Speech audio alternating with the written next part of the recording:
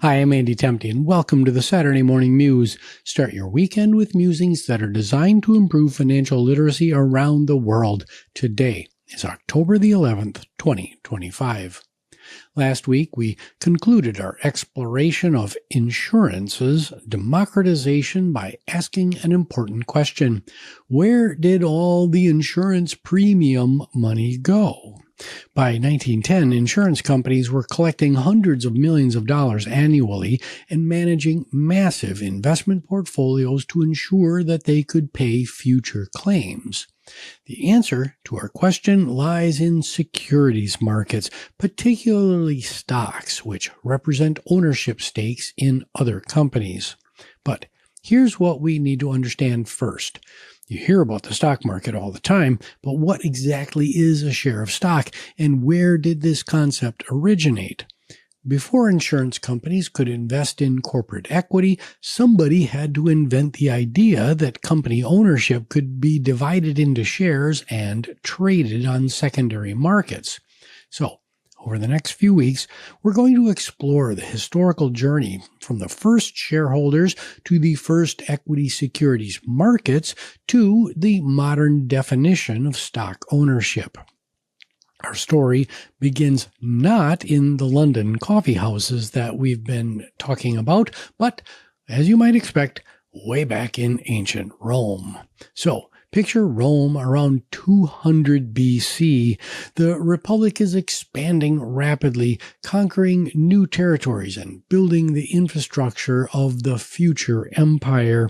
Roads must be constructed, aqueducts built, temples erected, and taxes collected from newly conquered provinces. But here's the problem. The Roman government at the time didn't have a large permanent bureaucracy to manage all of these projects. The Romans developed an ingenious solution. They contracted with private companies called Publicani. These weren't modern corporations, but they operated on a surprisingly similar principle. Multiple investors pooling capital to undertake projects too large for any individual, with each investor owning a proportional share of the enterprise. The organizational structure was called Societas Publicanorum, literally societies of public contractors. And here's how they worked. Wealthy Romans would contribute capital to fund a specific government contract, perhaps collecting taxes from the province of Sicily or building a section of road. Each investor owned a share of the company proportional to their capital contribution. Profits or losses from the venture would be divided among shareholders based on their ownership stakes. What made this remarkable was the separation of ownership from the operation of the business or the project. Not every shareholder needed to be actively managing the tax collection or road construction that was going on. Some investors were passive shareholders. They provided capital and received their share of profits or absorbed their share of losses without daily involvement. This separation of ownership from management is the fundamental innovation underlying all modern stock ownership. And these companies, they could be enormous. The Publicani, who collected taxes from the province of Asia, which is modern-day Turkey, managed one of Rome's largest revenue sources.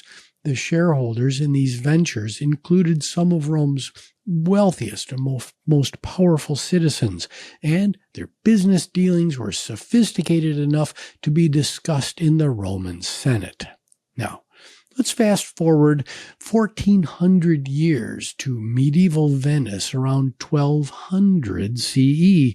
The city is a maritime trading powerhouse, but ocean voyages required substantial capital. Ships, crews, and cargo all cost money, and voyages lasted months or even years.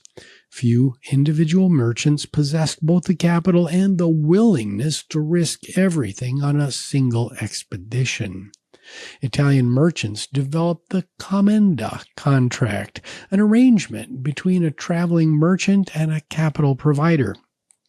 The investor would provide all the voyage capital, paying for the ship, crew, and cargo, and the traveling merchant would contribute their labor, expertise, and willingness to spend months at sea facing storms, pirates, and disease.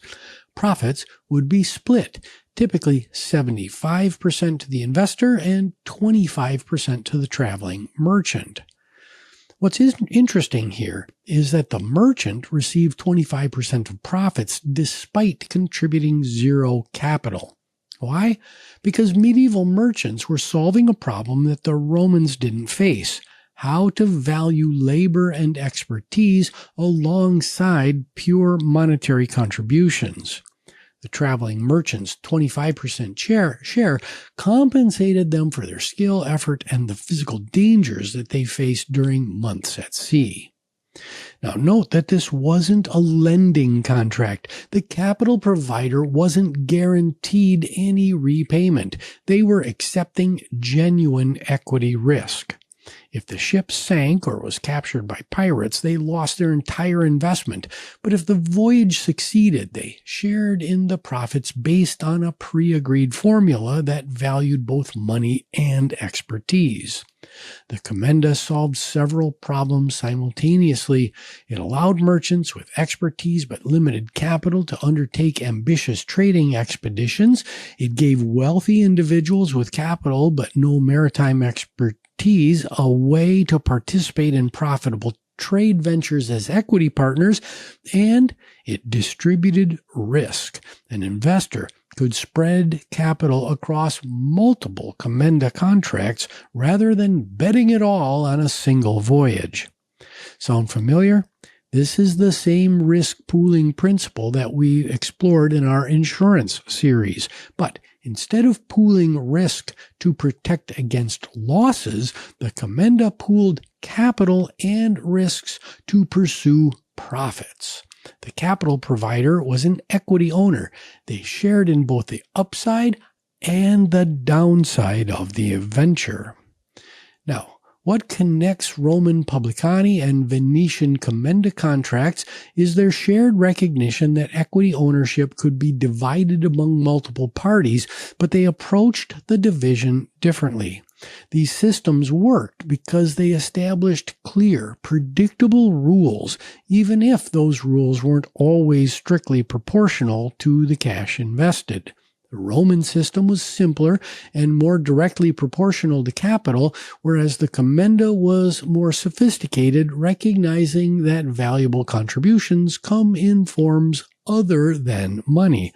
But both gave equity owners clarity about what they owned and what they could expect if the venture succeeded and what to expect if the venture failed. This predictability was essential for attracting equity capital. Without clear ownership stakes and profit-sharing rules, investors would demand higher returns to compensate for the uncertainty about whether they'd be treated fairly. Now, the Roman and medieval systems couldn't solve the problem of transferability of these ownership stakes. If you became an equity owner in a Roman tax collection contract or a Venetian trading voyage, you were locked in until the venture concluded. Your capital was tied up for months or even years, and you couldn't easily sell your ownership stake to somebody else if you needed the cash. This lack of liquidity, the ability to turn equity shares into cash quickly, created real costs. Equity investors demanded higher returns to compensate for having their capital locked up for extended periods of time. And it meant that only the wealthiest citizens could participate. You needed to be rich enough that tying up capital for years didn't threaten your financial security. We will call this the liquidity premium in future episodes as we're talking about equities. The Roman Publicani and medieval Commenda contracts established principles still fundamental to modern equity securities today. First, multiple investors can pool capital for ventures too large for individuals, each owning a proportional share. Second, ownership stakes can be divided based on capital contributions, creating clear equity positions. Number 3, passive shareholders can participate without managing daily operations. Number 4, equity owners share proportionally in both profits and losses. And finally, clear rules for dividing profits and assuming losses make ventures more attractive to equity investors. What they hadn't solved yet was this liquidity problem, how to let equity owners exit their positions before ventures concluded. That solution would emerge in the Dutch Republic of the early 1600s, when maritime trade, financial innovation, and a desperate need for capital converged to create something entirely new. The first permanent joint stock company with transferable shares of equity ownership. Next week, we'll discover how Dutch merchants facing the enormous capital requirements of Asian trade invented the modern corporation, and how Amsterdam became home to the world's first real stock exchange. So until next week, I wish you grace, dignity, and compassion. My name is Andy Temte. This is the Saturday Morning Muse. You can find the show on all the major streaming services as well as out on YouTube. Please like, subscribe, rate, and most importantly, share this public good with your friends, your neighbors, your colleagues, and maybe a family member. The show was produced by Nicholas Temte, and we'll see you next time on the Saturday Morning Muse.